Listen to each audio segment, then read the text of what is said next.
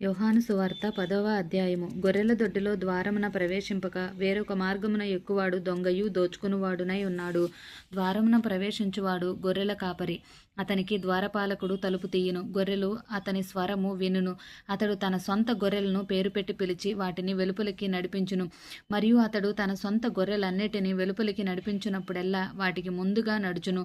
గొర్రెలు అతని స్వరం ఎరుగును కనుక అవి అతని వెంబడించును. అన్యుల స్వరము అవి ఎరుగవు కనుక అన్యుని ఎంత మాత్రమును వెంబడింపక వాని యొద్ద నుండి పారిపోవునని మీతో నిశ్చయముగా చెప్పుచున్నానని వారితో అనెను. ఈ సాదృశ్యము యేసు వారితో చెప్పెను. కానీ ఆయన తమతో చెప్పిన సంగతులు ఎట్టివో వారు గ్రహించుకొనలేదు. కాబట్టి యేసు మరలా వారితో ఇట్లనెను, గొర్రెలు పోవు ద్వారమును నేనే. నాకు ముందు వచ్చిన వారందరూ దొంగలను దోచుకుని వారినై ఉన్నారు. గొర్రెలు వారి స్వరము వినలేదు. నేనే ద్వారమును. నా ద్వారం ఎవడైనా లోపల ప్రవేశించిన ఎడల వాడు రక్షింపబడిన వాడై లోపలికి పోవుచు బయటికి వచ్చుచు మేత మేయుచుండును. దొంగ దొంగతనమును హత్యను నాశనమును చేయుటకు వచ్చును, కానీ మరి దేనికిని రాడు. గొర్రెలకు జీవము కలుగుటకును అది సమృద్ధిగా కలుగుటకును నేను వచ్చితినని మీతో నిశ్చయముగా చెప్పుచున్నాను. నేను గొర్రెలకు మంచి కాపరిని.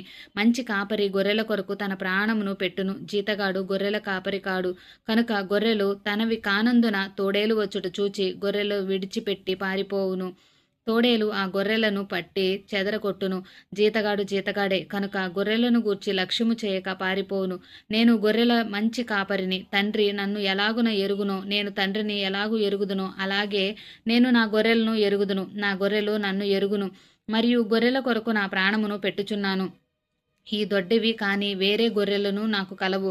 వాటిని కూడా నేను తోడుకొని రావాలని అవి నా స్వరము వినును. అప్పుడు మంద ఒక్కటియు గొర్రెల కాపరి ఒక్కడును అగును.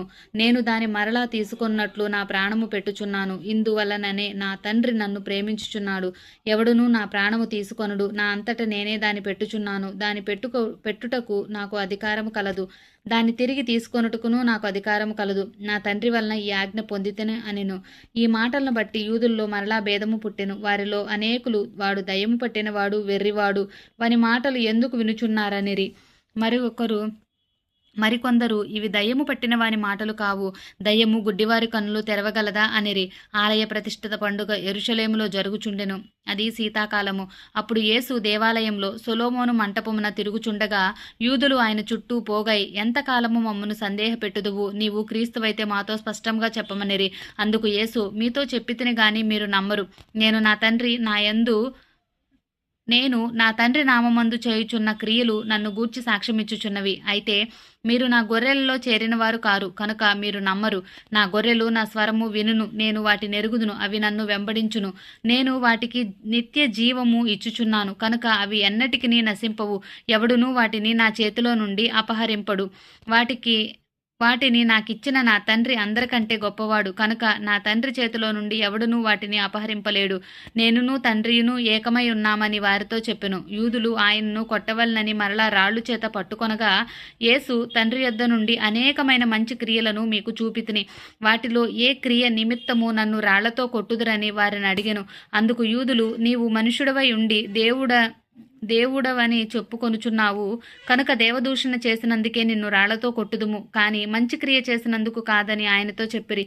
అందుకు యేసు, మీరు దైవములని నేనంటినని మీ ధర్మశాస్త్రంలో వ్రాయబడి ఉండలేదా? లేఖనము నిరర్ధకము కానేరదు కదా. దేవుని వాక్యం ఎవరికి వచ్చినో వారే దైవములని చెప్పిన ఎడల నేను దేవుని కుమారుడినని చెప్పినందుకు తండ్రి ప్రతిష్ఠ చేసి ఈ లోకంలోనికి పంపిన వానితో నీవు దేవదూషణ చేయుచున్నావని చెప్పుదురా? నేను నా తండ్రి క్రియలు చేయని ఎడల నన్ను నమ్మకుడి, చేసిన ఎడల నన్ను నమ్మకున్నను తండ్రి నాయందును నేను తండ్రి యందును ఉన్నామని మీరు గ్రహించి తెలుసుకున్నట్లు ఆ క్రియలను నమ్ముడని వారితో చెప్పెను. వారు మరలా ఆయనను పట్టుకొన చూచిరి, కానీ ఆయన వారి చేతి నుండి తప్పించుకుని పోయెను. యొర్దాను అద్దరిని యోహాను మొదట బాప్తీసమిచ్చుచుండిన స్థలమునకు ఆయన తిరిగి వెళ్ళి అక్కడ ఉండెను. అనేకులు ఆయన యొద్దకు వచ్చి, యోహాను ఏ సూచక క్రియను చేయలేదు గాని ఈయనను గూర్చి యోహాను చెప్పిన సంగతులన్నీ సత్యమైనవనిరి. అక్కడ అనేకులు ఆయన యందు విశ్వాసముంచిరి. ఆమేన్.